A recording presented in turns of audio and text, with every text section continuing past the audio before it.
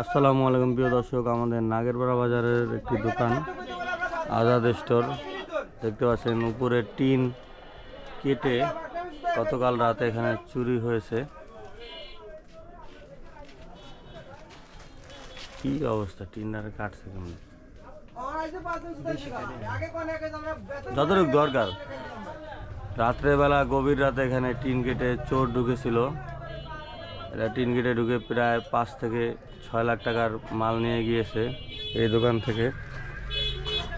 নাগেরপাড়া বাজারে রাত্রেবেলা পাহারাদার থাকে, তারা আসলে কি করে সেটা একটি প্রশ্ন।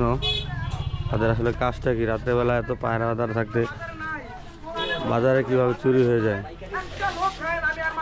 এটা হচ্ছে একটি পাইকারি দোকান, এটা অনেক বড় দোকান।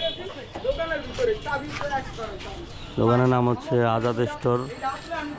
এটা অনেক বড় দোকান, এখানে চুরি হওয়া মানে অনেক বড় ধরনের একটি কিছু।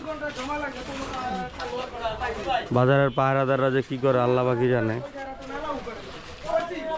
আবার দেখাই আপনাদেরকে কিভাবে কেটে ফেলছিল, চলেন।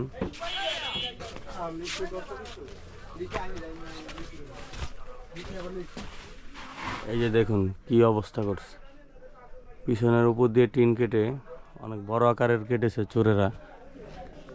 এটা বাজারের একটি মাঝখানের অংশ বলতে গেলে, এখানে কিভাবে চুরি হয় সেটাই মাথায় ঢোকে না।